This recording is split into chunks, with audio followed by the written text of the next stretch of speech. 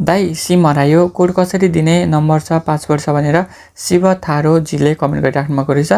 उसको भनेको मतलब चाहिँ के हो भने मैले मेरो यस टेक्निक नेपाल युट्युब च्यानलमा यदि तपाईँले eSewaको MPIN बिर्सिनु भएको छ भने कसरी सजिलैसँग नयाँ MPIN राख्न सक्नुहुन्छ भनेर एउटा भिडियो अपलोड गरेको थिएँ र उहाँले चाहिँ सोही भिडियोमा कमेन्ट गर्नुभएको थियो। र यदि तपाईँहरूले पनि eSewa आइडी चलाइराख्नु भएको छ तर तपाईँले जुन eSewaमा रजिस्टर गर्नुभएको सिम छ त्यो तपाईँले हरायो, तपाईँले बिर्सिनु भयो, कतै छोड्नु भयो अथवा तपाईँसँग त्यो सिमै छैन भने अब यो बेलामा के गर्ने भन्ने विषयमा आजको यस भिडियोमा म हजुरहरूलाई जानकारी गराउन गइरहेको छु।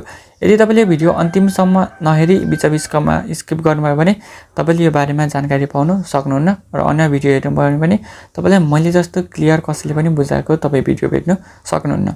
र यदि तपाईँहरूलाई अरू कुनै एउटा समस्या आइरहेको छ भने मेरो च्यानल टेक्निक नेपालमा आएर अन्य भिडियो हेर्न सक्नुहुन्छ। के थाहा मैले त्यो बारे अलरेडी भिडियो अपलोड गरिसकेको छु कि यदि मैले अपलोड गरेको छुइनँ भने पनि केही चिन्ता लिनु पर्दैन।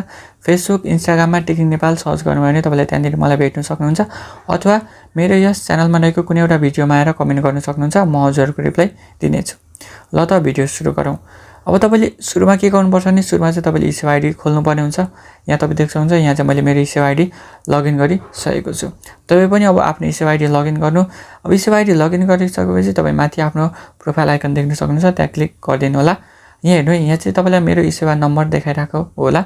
मैले यहाँ मेरो कुनै पनि पर्सनल डिटेल ब्लर गरेको छुइनँ, कृपया यसको गलत उपयोग गर्ने प्रयास नगर्नु होला। म हजुरलाई साइबर क्राइम पनि लगाउन सक्छु, सो यसको सही उपयोग गर्नु, गलत उपयोग नगरिदिनु होला। सहीको मतलब मैले यस भिडियोमा दिएको ज्ञान लिनु होला र यसको गलत उपयोग गर्ने प्रयास नगर्नु होला। अब तपाईँ यहाँ मेरो नम्बर कन्फर्म गर्नुको लागि तपाईँ नम्बर हेर्न सक्नुहुन्छ र तपाईँ यहाँ तल हेर्न सक्नुहुन्छ डिभाइस भन्ने एउटा अप्सन दिइरहेको छ, म्यानेज डिभाइस भन्ने एउटा अप्सन। तपाईँले एकचोटि क्लिक गरिसकेपछि तपाईँकोमा चाहिँ यस्तो खालको इन्टरफेस आउँछ। अब तपाईँले यहाँदेखि यो बिचमा एउटा अप्सन भेटिराख्नु भएको छ, यहाँ तपाईँ एकचोटि क्लिक गरिदिनु होला। यहाँ आइसकेपछि तपाईँ यहाँ हेर्न सक्नुहुन्छ, यहाँ चाहिँ मैले मेरो दुईवटा सिम रजिस्टर गरिरहेको छु। म यो माथिको सिमबाट पनि मेरो eSewa आइडी चलाउन सक्छु र तल दिएको नम्बरबाट पनि मेरो eSewa आइडी म चलाउन सक्छु। अब म सुरुको माथिको नम्बर चाहिँ डिलिट गरिदिन्छु हजुरलाई बुझाउनको लागि र म यहाँ रिमार्क्समा कुशल लेखेर मैले यसलाई रिमुभ गरिदिएँ। अब तपाईँको माझ जब तपाईँ यहाँ सुरुचोटि आउनुहुन्छ तपाईँको माझ यस्तो खालको इन्टरफेस आउँछ। अब तपाईँले यहाँ तल एड भन्ने एउटा अप्सन देखिराख्नु भएको होला, तपाईँले यहाँ एकचोटि क्लिक गरिदिनु। एडको ठाउँमा आइसकेपछि तपाईँको माझ यस्तो यहाँ दुईवटा अप्सन दिइरहेको छ। यहाँ माथि चाहिँ तपाईँले अब जुन अहिले चलाइराख्नु भएको सिम छ त्यो सिम तपाईँले यहाँनिर लेखिदिनु होला। अब अगाडिको सिम त तपाईँले बिर्सिसक्नुभयो, हराइसक्नुभयो। अब जुन तपाईँले नयाँ सिम चलाइराख्नु भएको छ त्यो सिम चाहिँ तपाईँले यहाँनिर लेखिदिनु होला। जस्तै कि मैले यहाँनिर मेरो नयाँ सिम हाल्नु गइरहेको छु 9811। यहाँनिर मैले मेरो नयाँ सिम हालिसकेको छु र अघि मैले तपाईँलाई देखाएको जुन मेरो eSewa आइडी थियो र यहाँ तपाईँ हेर्न सक्नुहुन्छ मेरो eSewaको दुईवटा नम्बर तपाईँले यहाँ देखिसक्नुभयो। अब तपाईँले यहाँनिर नेम अफ द युजरको ठाउँमा तपाईँले नाम लेख्न सक्नुहुन्छ। जस्तै म मेरै नाम लेख्न गइरहेको छु, तपाईँ यहाँनिर जसको पनि नाम लेख्न सक्नुहुन्छ। मैले चाहिँ मेरो नाम लेखिदिएँ। अब लेखिसकेपछि तपाईँ देख्नुहुन्छ प्रोसेसको एउटा अप्सन देखिराखेको छ, यो प्रोसेसमा एकचोटि क्लिक गरिदिनु होला। यहाँ क्लिक गरिसकेपछि जुन तपाईँले त्यहाँ सिम हाल्नुभएको थियो त्यो सिममा एउटा कोड आउँछ, 6वटा नम्बरको कोड आउँछ, प्रतीक्षा गर्नु होला। अब त्यो कोड आइसकेपछि तपाईँले त्यो कोड यहाँ लेखिदिनु होला। यहाँ देख्न सक्नुहुन्छ यहाँ चाहिँ मेरो कोड आइसकेको छ र यहाँ पनि मैले कुनै पनि ब्लर गरेको छुइनँ, कृपया यसको गलत उपयोग गर्ने प्रयास चाहिँ नगर्नु होला। 1943 अनि त्यस पछाडि 40 कोड छ, यो मैले यहाँ हालिदिइसकेको छु। र तपाईँको कोड अझै पनि आएको छैन भने तपाईँले यहाँनिर रिसेट टोकनको एउटा अप्सन दिइरहेको छ, तपाईँले यहाँ क्लिक गरेर नयाँ कोड मगाउनु सक्नुहुन्छ। अब कोड हालिसकेपछि फेरि तपाईँले यहाँनिर प्रोसेसको एउटा अप्सन दिइरहेको छ, तपाईँ यहाँ क्लिक गरिदिनु होला। र त्यहाँदेखि यहाँ चाहिँ इनभ्यालिड टोकन भनिरहेको छ, म फेरि रिट्राई गर्छु। यो मेरो टोकन चाहिँ मिलिरहेको रहेछ, म यसलाई फेरि प्रयास गर्नेछु। मेरो टोकन के छ भन्दाखेरि 1943 अनि त्यस पछाडि 40।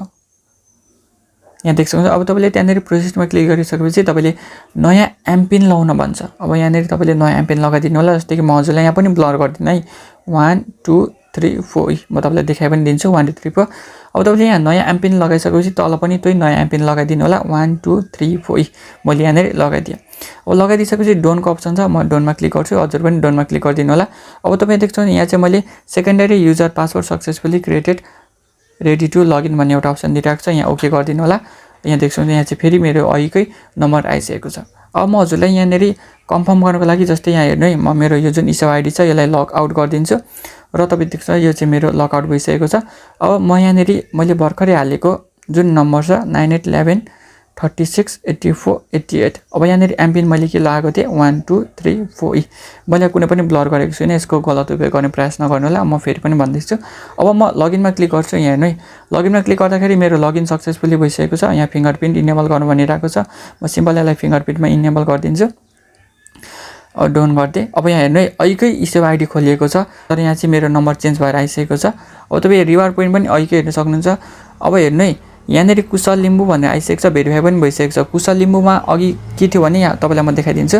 यहाँ हेर्नु है, यहाँनिर मैले कुशल लिम्बूको एच लेखेको थिइनँ, तर जुन मेरो अगाडिको थियो त्यसमा चाहिँ एच थियो, अहिलेकोमा एच छैन। र यहाँनिर त्यो एच पनि हराइसकेको छ र मेरो जुन अहिले नयाँ हालेको सिम थियो त्यो यहाँ आइसकेको छ। अब तपाईँ यसरी सजिलैसँग eSewaमा आफ्नो पुरानो हराएको सिमलाई चेन्ज गरेर नयाँको सिम राख्न सक्नुहुन्छ। र इन फ्युचर तपाईँले त्यो सिम भेटाउनु भयो र यो नम्बर डिलिट गर्न चाहनुहुन्छ भने तपाईँ यहीँ आउनुहोस् र यो नम्बरमा क्लिक गरेर तपाईँले यसलाई डिलिट गर्न सक्नुहुन्छ। तर यसलाई हाल चाहिँ डिलिट गर्न सक्नुहुन्न। मैले अगाडि तपाईँलाई देखाएको जुन डिलिट गर्ने अप्सन थियो तपाईँ त्यसरी डिलिट गर्न सक्नुहुन्छ। र तपाईँले अब यसरी सजिलैसँग नयाँ सिम युज गरेर आफ्नो eSewa आइडी चलाउन सक्नुहुन्छ।